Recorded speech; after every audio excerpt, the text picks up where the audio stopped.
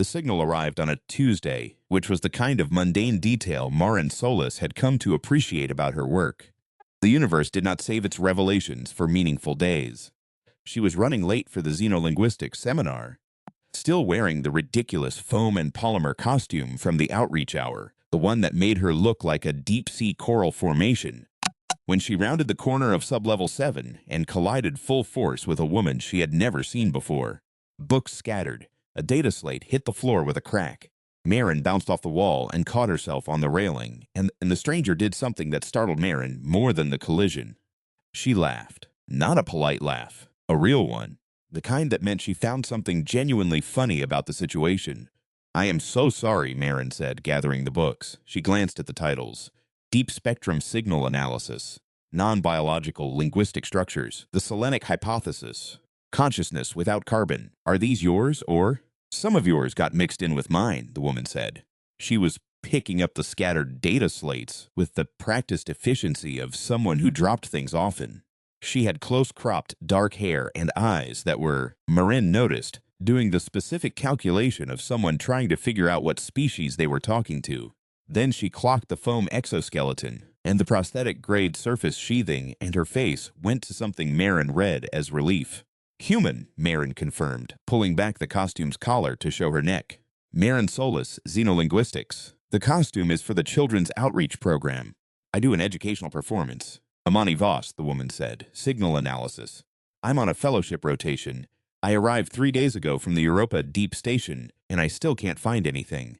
She held up the mixed stack of books, including, apparently, the right floor.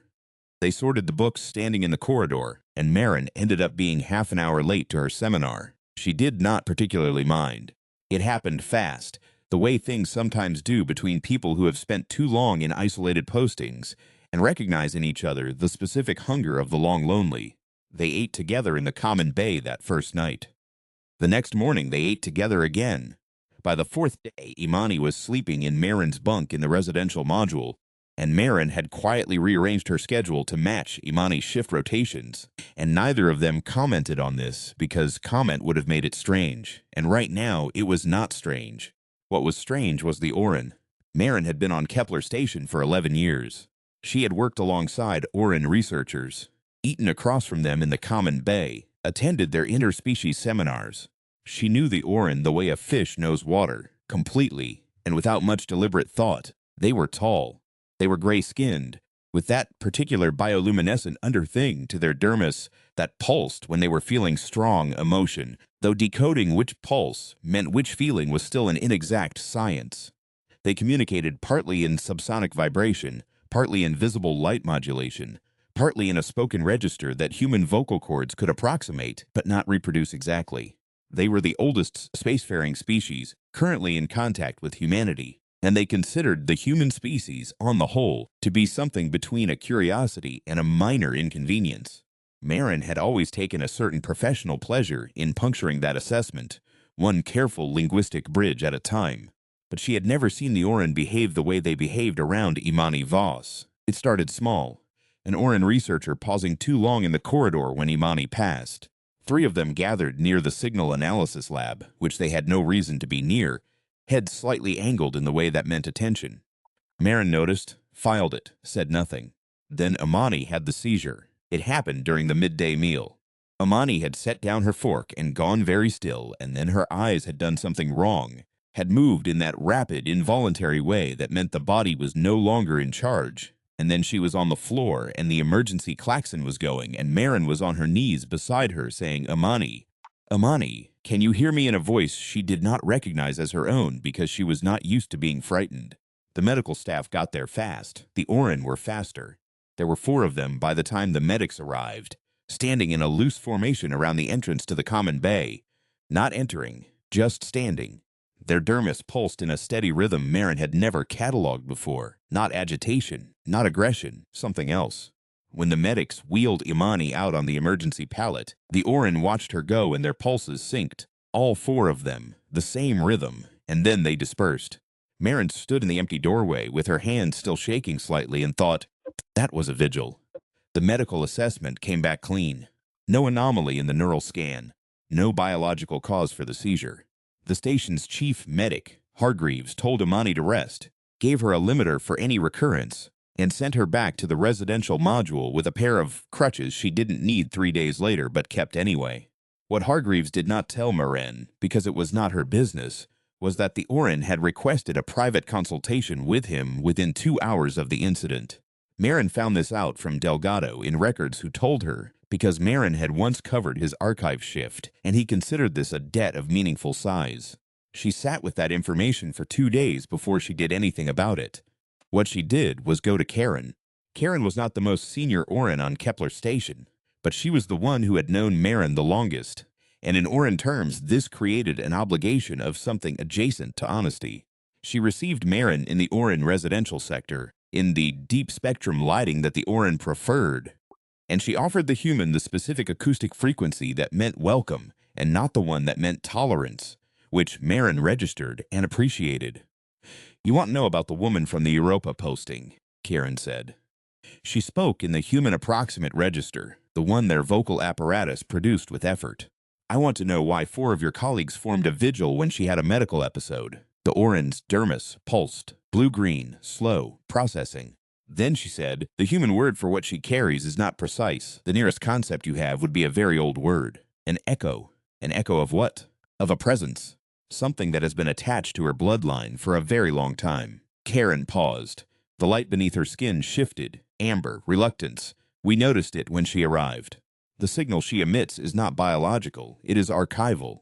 We have encountered this pattern once before in a species that no longer exists." Maren felt the cold come in behind her sternum. "What species? They did not have a name. We called them the first tenants." Another pause. "They are not extinct in the ordinary sense. They were dispersed. They attached themselves to surviving host species when their own biology failed, and they went dormant. They have been dormant for many thousands of years. And Imani carries one. Imani Voss carries one, yes. It has been with her family for several generations, dormant.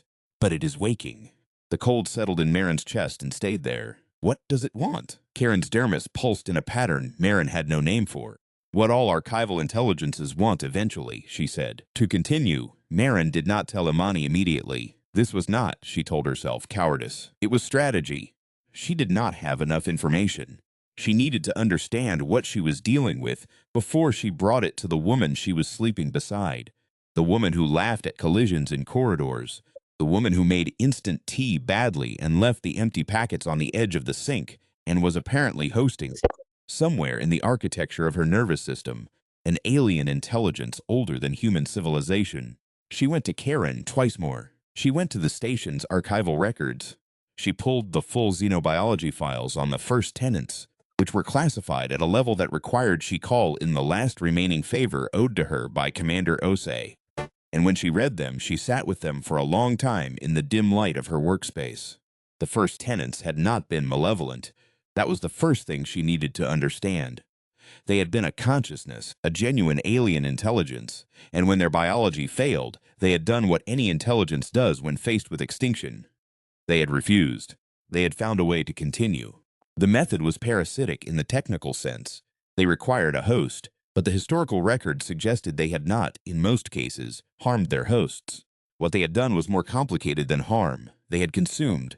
Slowly, over generations, the host line became more first tenant and less itself. The process took centuries. At the end of it, the original personality was not destroyed. It was subsumed, translated. The host became something new that was neither the original human nor the first tenant alone. Imani's family had been carrying this for at least 4 generations, probably more, and it was waking. "You've been somewhere for 3 days, Imani said. She was sitting up in the bunk, running diagnostics on a signal array, the crutches propped against the wall. She said it without heat, in the way of someone who is not accusing but is observing. "I've been doing research," Maren said. "Research about what?" Maren sat down on the edge of the bunk and told her. She told her all of it, the vigil, Karen's information, the archival files, what the first tenants were, what they did, what was happening inside the architecture of Imani's nervous system at an increment so slow it had taken generations to reach this stage. She told it plainly, without softening, because she had learned in 11 years on this station that people in difficult situations are not served by softening. When she was done, Imani was quiet for a long time. Then she said, "How long has my family known?" "I don't know. Possibly always. Possibly never." "What do the Orin want to do about it?" "They want to remove it," Marin said. Karen described a procedure. They've done it once before. "It requires," she glanced at her notes, "what they called a resonance anchor, a frequency generator built to the specific signal of the presence. It severs the attachment gradually, over several sessions, before the waking process completes." Amani looked at her crutches. She looked at the ceiling. She said very quietly, "What happens to it after they remove it?" Marin had not expected that question. She should have. "I don't know," she said. "I didn't ask." "It's not malevolent," Amani said. "You said it's not malevolent. It's just trying to not stop existing." A pause. "That sounds like something I understand." "Yes," Marin said. They sat together in the dim light of the residential module for a while, and outside in the station's corridors the Orin moved in their steady rhythms. And somewhere in the deep spectrum infrastructure of Amani Voss's nervous system, something very old was waking up to find itself still, improbably, alive. Karen's counterpart, the Orin whose function Marin would have translated as something between archivist and surgeon, was named in approximate human phonetics, Asen.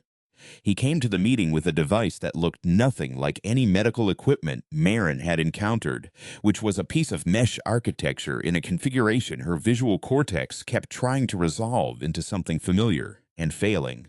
He explained the procedure in the human approximate register, with Karen translating the concepts that didn't map cleanly. The resonance anchor would be calibrated to Amani's specific signal, the one she emitted, the one the first tenant emitted, and the harmonic space between them where the attachment was rooted. It would not be painful in the human sense. It would be disorienting. The first tenant would resist, not from malice, but from the same drive that had sustained it for millennia. The procedure would take 3 sessions, and after, Amani said, "What happens to it?" Asen's dermis pulsed in a long, slow sequence. Karen said quietly, "He says that question has not been asked before." "Then ask it now," Amani said. The Orin were quiet for a moment. The light beneath their skin moved in subtle patterns that Marin had spent 11 years learning to read. And she was reading something now she didn't have a clean name for. Something that felt like reconsideration. Like a thing being looked at from a new angle.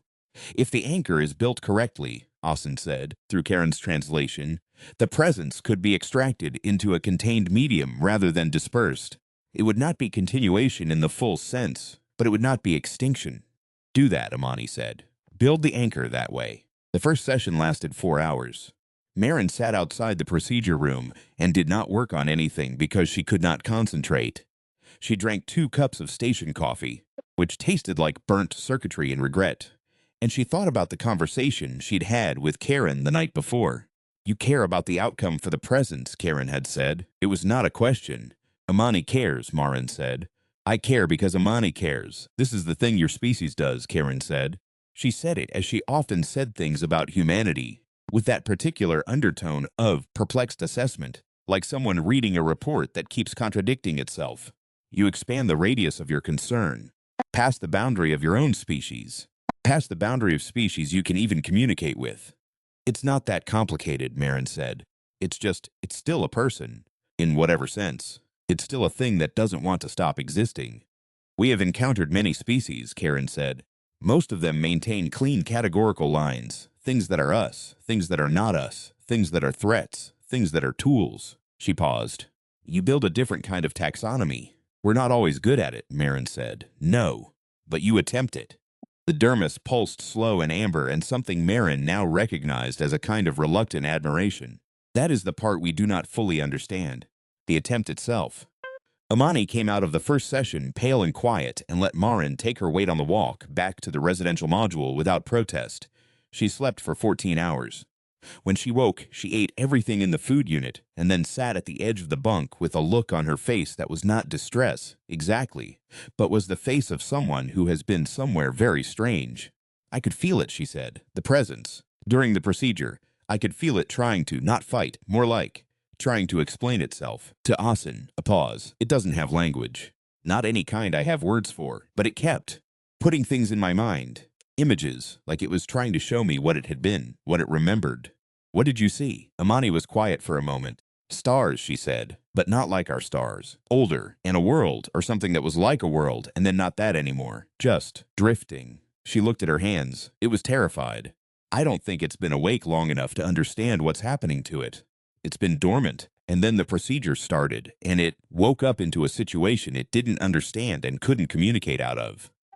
Marin thought about that. Does it change anything? What you want to do? No, Imani said, but I want to make sure what Austin's building will actually work.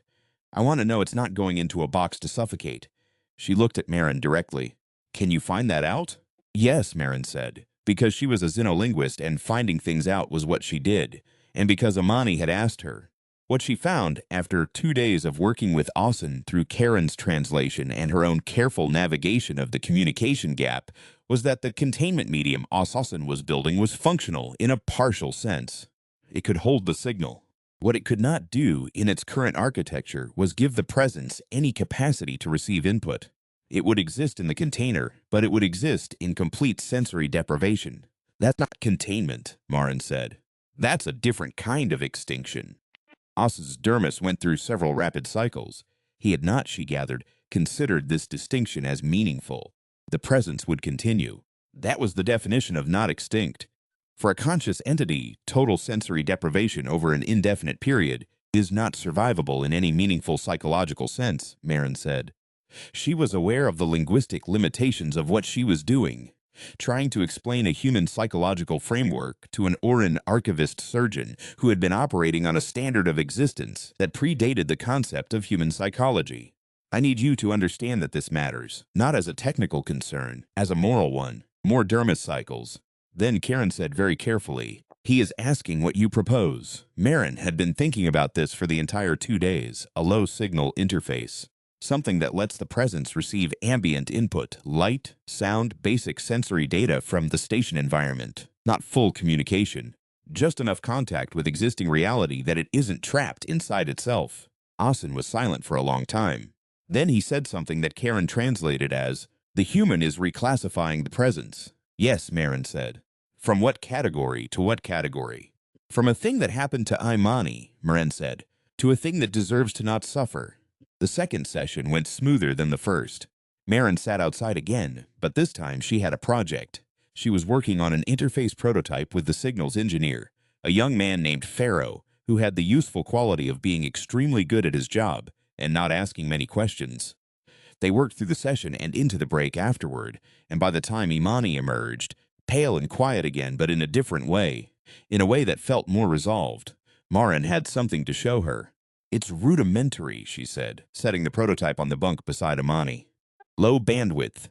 It'll receive ambient light data, basic acoustic environment, thermal signature of the station. No higher order input, but it's not a box in the dark.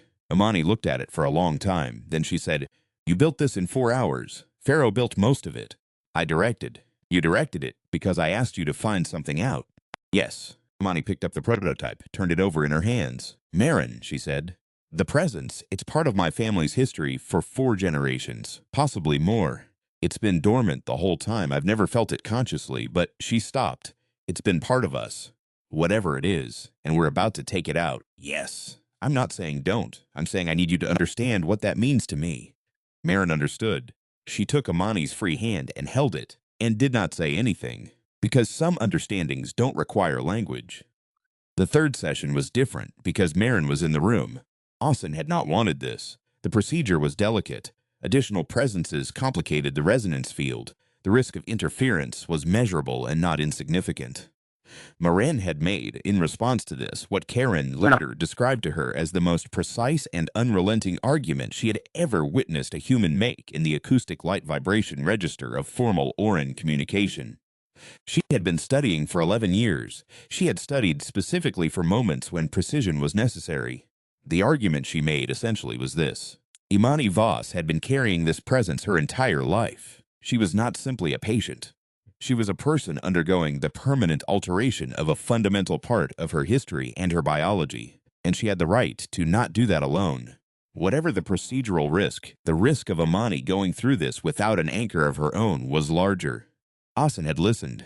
His dermis had cycled through sequences Morin couldn't read. Then he'd said, through Karen, you are arguing that her attachment to you is of the same structural order as her attachment to the presence. I'm arguing that it's functional in the same way, Marin said. that she needs something to hold on to. There had been a long silence. Then Asen had said, "You may be in the room." She sat beside the procedure chair and held Amani's hand and did not look at the equipment, because the equipment was doing things she could not interpret, and looking at it would only increase her anxiety. She looked at Amani instead. Amani's eyes were open and pointed at the ceiling. Her breathing was slow and deliberate.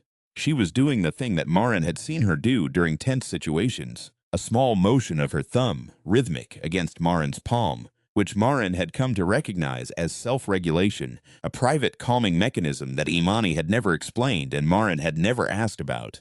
The room hummed. The equipment hummed. Asen worked with the focused stillness of an entity that had been doing this kind of work for a very long time, and his dermis pulsed in slow, calibrated rhythms that Marin had learned to read as concentration. 40 minutes in, Imani made a sound that was not quite a word and gripped Marin's hand very hard. "I'm here," Marin said. "It knows," Imani said very quietly. "It understands what's happening now. I can feel it." She stopped. "It's not fighting, it's letting go." A pause. "It's showing me something. The same images as before, the old stars, the world. And then it's showing me something new. Something I don't have a word for. Like relief. Like it's been holding something for a very long time and it's being set down." Marin held her hand and said nothing. "It's saying goodbye," Imani said, and her voice was steady, but her thumb was still moving, that private rhythm, and her eyes were bright with something that was not quite tears and not quite not. "It's actually saying goodbye." The hum in the room shifted pitch. Asen moved his hands in a final configuration. Something happened that Marin perceived only peripherally, a change in the room's atmosphere, subtle, like the pressure shift before a storm, and then it was done. Afterward, in the corridor outside, Karen stood with Marin while Amani slept inside. "The interface is operational," Karen said. "The presence is stable in the containment medium with the ambient input you designed. It is receiving. Is it distressed?" The Orin was quiet for a moment. "It is orienting," she said. "It is learning a new mode of existence. This is different from distress." She paused. "You understand that we have never encountered a human who argued for the moral status of a parasitic intelligence before." "Parasitic is a strong word," Marin said. "It was invited, by whatever circumstances led it to Amani's family line in the first place. You are reclassifying again. I'm a xenolinguist. It's what I do. I find the categories that fit the actual thing in front of me, rather than the categories that are convenient." Karen's dermis pulsed amber blue. The combination Marin had learned over 11 years to read as something approaching respect. "We will need to study the interface architecture," she said. "The concept of continuity you have built into it, the ambient sensory access. It is something we had not considered as a value. We considered signal persistence. We did not consider the quality of the signal's existence." "That's because you were thinking of the presence as a data file," Marin said, "not as a person." "Yes," Karen said. "We were," the dermis cycled. "This is the thing about your species, Marin Solus. You are very small, and you have been spacefaring for a very short time, and you have a great many qualities that do not recommend you for serious engagement." She paused. "And then you do something like this. You argue for the interiority of an intelligence that has no face and no language and no way to plead its own case, and you build it a window so it can see out." Another pause. "We do not have a category for that. We are going to have to build one." Marin leaned against the corridor wall and looked at the ceiling and felt the particular exhaustion that comes after a long fight you didn't know you were in until it was almost over. "Call it stubbornness," she said. "It's the simplest word for it." Amani slept for 16 hours and woke up with a different quality to her stillness. Not empty, something more like clean, like a room after a thorough airing. She made tea badly, which was normal, and left the packet on the edge of the sink, which was also normal, and she sat on the edge of the bunk and looked at the prototype interface, the low-bandwidth ambient receiver, the window Marin had built, and she said, "What do you think it's perceiving right now?" "Light levels, probably. Thermal data, acoustic ambient from the station, vibration from the corridors." Marin paused. "I asked Pharaoh to route the acoustic feed from the observation deck, so it can receive the signal from outside, the deep spectrum stuff, the actual sounds of space." Amani looked at her. "It was a spacefaring species," Marin said, "a long time ago. I thought it might." She stopped. "I don't know. I thought it might be good for it to hear that again." Imani crossed the room and kissed her, which was not something she did often, not in the middle of the day with her tea still steaming, and Marin kissed her back and thought, This is the thing you can't plan. The part where the right choice and the human choice turn out to be the same choice. The part where the careful architecture of moral reasoning resolves into something as simple as the thing in the box deserved to hear the stars. 3 weeks later, Asen requested a formal consultation with the station's xenolinguistics department. He brought 6 Orin researchers with him, which was unusual. He brought the containment medium, which was less unusual. He also brought a device Marin had never seen before, which was a low-scale signal modulator that had been built, as far as she could determine from looking at it, to translate the presence's ambient perceptions back into a format that Orin instruments could read. What the instruments showed was a signal structure that none of them recognized. Not random, not static. Internally consistent, self-referential, patterned in ways that suggested active processing rather than passive reception. "It's thinking," Amani said, looking at the readout. "It is doing something," Asen said through Karen's translation. "The question is whether the word thinking applies." "The question," Marin said, "is whether we want to find out what it's thinking about." She looked at the signal modulator. Then she looked at Asen. "Because if it's processing the ambient input and generating internal responses, there might be a way to build something that lets those responses become legible. Not full communication, something more like context, like reading the shape of a response without having the words." The room was quiet. 6 Orin researchers pulsed in the same slow rhythm. The rhythm Marin recognized of interest. "You are proposing to build it a voice," Karen said. "I'm proposing to build it a way to be heard," Marin said, "which is different." She paused. "It's been dormant for thousands of years, and it woke up into a situation it couldn't control or understand, and it let go without fighting, and now it's in a box listening to the stars. The least it deserves is for us to listen back." The oldest Orin in the room, a researcher named, in approximate human phonetics, Tessavar, whose dermis moved in the slow, considered rhythms of someone with very old data, pulsed a long sequence that Marin hadn't encountered before. Karen listened and then said, "He says, the humans have a strange way of determining what a thing deserves." "Yes," Marin said. "He says he would like to understand it better." Marin looked at the containment medium with its tiny ambient window, its low bandwidth feed of light and sound and deep spectrum signal from the corridor observation deck, the box that was not a box in the dark, the beginning of a very long conversation she didn't yet have words for. "Good," she said. "That's how it starts."